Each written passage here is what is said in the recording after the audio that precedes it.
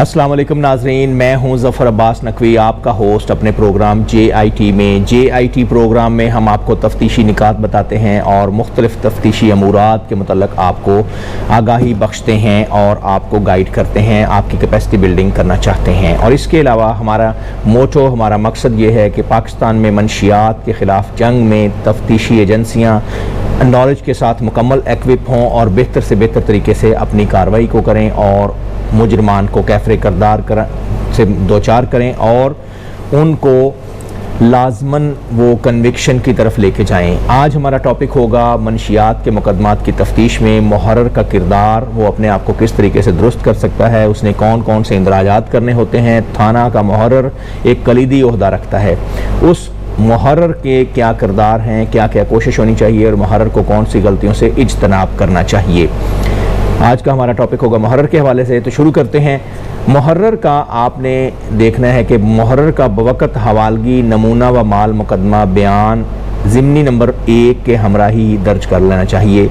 Late करने से मसाइल ज़्यादा बढ़ते हैं और मुहर्रर का बयान 161 तफ्तीशी को चाहिए कि ये ज़िमनी नंबर 1 के साथ ही दर्ज कर ले। अगर मुहर्रर को चाहिए कि अपनी हाज़िरी में वो पर्चा दे, ना कि ख़ुद रोज़नामचा थाना में वो आउट हो और उसकी गैर हाज़िरी में यह पर्चा दर्ज हो और वो मौजूद ना हो। हालांकि ये 24 घंटे का जुर्म है, लेकिन मुहर्रर की अगर शिफ्ट बनी हुई है थाना में, किसी एक्साइज़ के मुहर्रर की शिफ्ट बनी हुई है, ओड टाइम है, रात 8 बजे से लेकर सुबह 6 बजे तक टाइम है, मुकदमा दर्ज ना किया जाए, अगर मुकदमा दर्ज कर दिया जाए तो रोशनी का तज़किरा भी आपको करना पड़ेगा रात के औकात में, और बेगाह वक्त का पर्चा देंगे तो उसमें मसाइल होंगे। मगरब से पहले दिन को अगर पर्चा दिया जाए तो उसमें मुहर्रर जो है वो एक गवाह बन जाएगा। उसका फ़ायदा ये होगा कि मुहर्रर एक्सपर्टीज़ के साथ अपनी गवाही से नबरदाजमा हो सकेगा और अदालत में बेहतर तरीके से अपनी गवाही रिफाइंड अंदाज से और तैयारी के साथ दे सकेगा। इसके अलावा मुहर्रर नमूना जात और बकिया माल मुकदमा के पार्सल हाय को बिला ताख़ीर जा बजा अरसाल करे और तफ्तीशी अफसर मुहर्रर को ज़बानी और तहरीरी हदायत करे कि माल मुकदमा और माल नमूना को जा बजा अरसाल करे। ये तफ्तीशी अफसर अपनी रपट में भी लिख सकता है और ज़िमनी में भी इसकी हदायत जो उसने मुहर्रर को दी होगी उसका इंदराज भी कर सकता है। कितने अदद पार्सल, यानी कि खाली जगह मैंने छोड़ी है ताकि कि कितने अदद पार्सल आपने वसूल करने का इंदराज रोज़नामचा में आपने करना है, मुहर्रर के ज़रिए करवाना है, और मनजानब जमा कुनिंदा पार्सल है आपने किए जाने का जिक्र लाजमन बयान मुहर्रर में 161 वादफे का जो बयान देते हैं मुहर्रर, उसमें आपने इंदराज ये करवाना है। वरना ये होगा कि आपको प्रॉब्लम आएगी और मुहर्रर का बयान बेहतर तरीके से वहाँ पे इंदराज नहीं हो पाएगा।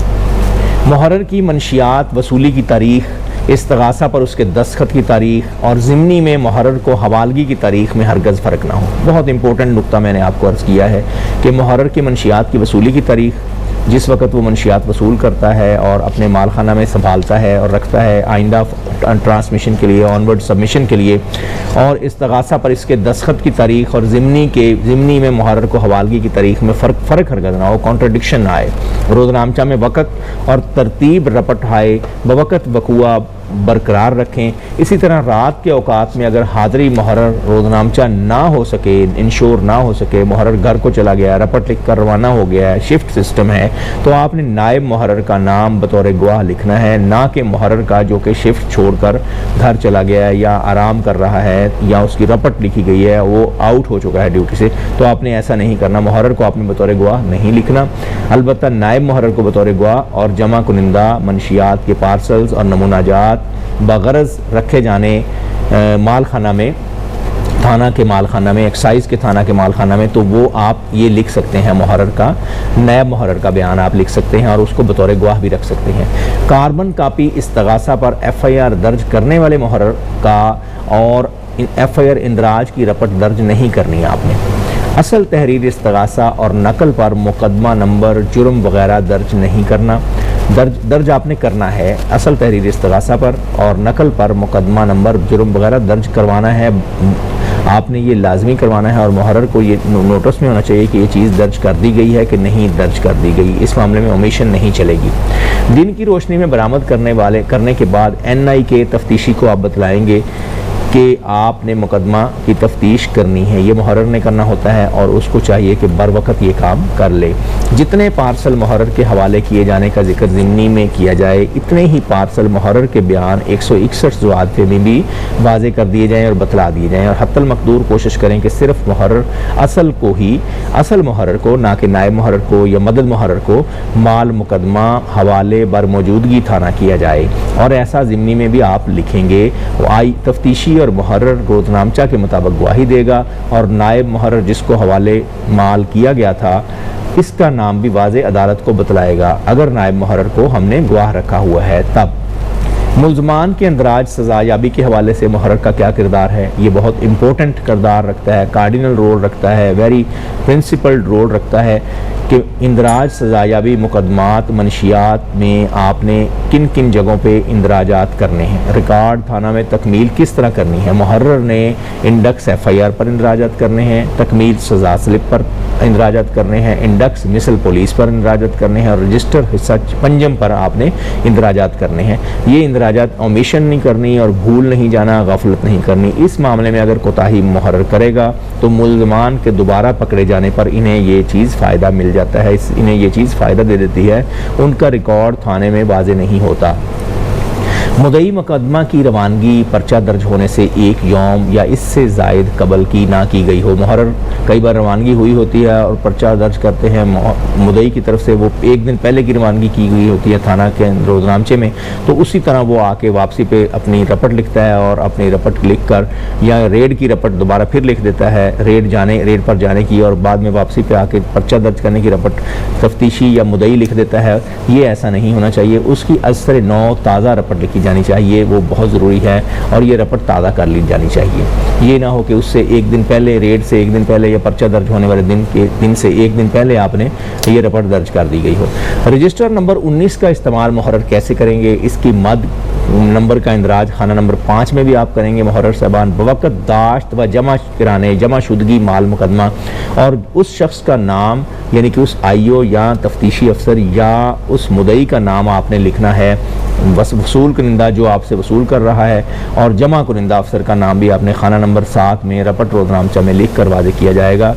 ये खाना नंबर 7 होगा 19 नंबर रजिस्टर का, जिसमें आपने बताना है कि फ़लाँ शख्स इस वक्त मुझसे माल मुकदमा हासिल करके आगे ट्रांसमिशन के लिए फ़लाँ जगह पे जा रहा है, तो इसमें आपने ये इंदराजात भी 19 नंबर रजिस्टर में लाजमी लिखने हैं।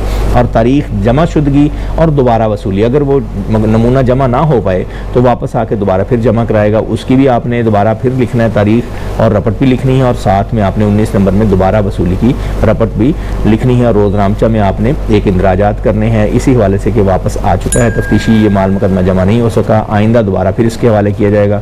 और जब दोबारा वसूल करे बगरज जमा कराने नमूना जात BFSA में, तो फिर आपने दोबारा इंदराज 19 नंबर में और रोज़नामचा में और ज़िम्नी में लिखना है। और PFSA की मद जिसके तहत माल मुकदमा जमा होता हुआ नज़र आए उसको आपने, और सदर माल खाना की मद जिसमें माल मुकदमा जो बकिया माल मुकदमा ओरिजिनल होता है उसको आगे भिजवाने की जब तारीख सबमिशन की आती है तो सदर माल खाना की मद और PFSA की मद को आपने 19 नंबर पर वापसी दर्ज भी करना है, और इसकी तारीख भी एक होनी चाहिए।